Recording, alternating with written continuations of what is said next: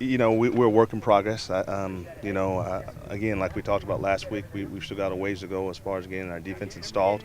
We've got to clean some things up from an offensive standpoint. Um, you know, um, Yesterday's practice, we kind of really got after it. That's probably the last day that we really do a lot of team sessions versus each other, good on good. There's definitely some things that we need to fix on our end. Defense kind of got after us a little bit. In today's scrimmage, was kind of controlled a little bit. We want to get a lot of special teams work and really get some different guys on video. Guys like Carl Brooks, who just got into camp last week. Want to see him move around. Looks like he's got some potential.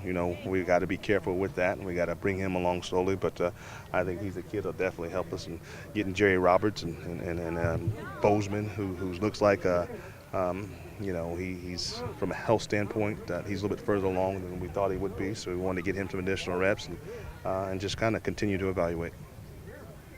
I guess what's the plan for the next 2 weeks? It's time to get ready to win a football game. It's time to move on to Oregon. We will go into our game week preparation.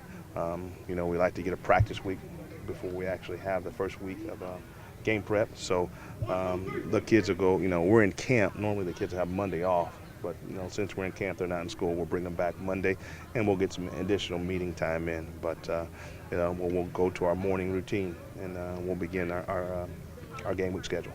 Your first month, you guys played 3 Power Fives in a division game. Did you guys prepare any differently because the schedule is so difficult? No, I can't. The schedule is what it is, and all that we can do is prepare for our next opponent. We look at it as a tremendous opportunity. A lot of these kids have probably never even seen the West Coast, so it'll be a first for them. So I know they're excited about it, and they're Oregon's a team with great tradition, and really it's going to be no different than opening up with Ohio State or Michigan State over the last 2 years. So we're excited about it. Look forward to it. Do you do 2 weeks of Oregon prep, or is next week kind of just getting scheduled? No, we get on Oregon. Okay. We get on Oregon and we try to get ready to go win a game. Is it concerning at all that the defensive install is not where it needs to be yet? No, because how could it be? You know what I mean? They've only had a certain amount of days, and like when I say, the reason he's here is because of his scheme and the system, and it takes time because it's very detailed. We ask a lot of our student athletes, and we ask them, again, to learn the defense from a holistic standpoint. The Mike's not just playing the Mike at a linebacker standpoint. He's got to know the Mike, the Will, and the Sam. You know what I mean? And then if we get in some nickel and dime situations, got to know what to do in those areas as well. So that's a lot of learning for those guys.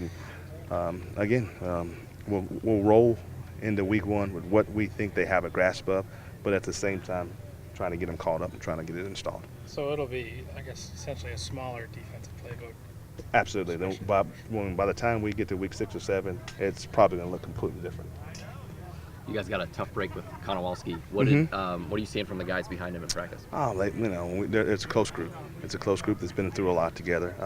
Kono was one of our leaders, on and off the football field. Definitely an inspirational leader. Feel for him. Fortunately, I got to look at the logistics of it, but we're hopeful that we'll get a chance to use that new red shirt rule. And again, I don't want to speak on that because I don't know the facts of it all, but there may be some light at the end of the tunnel.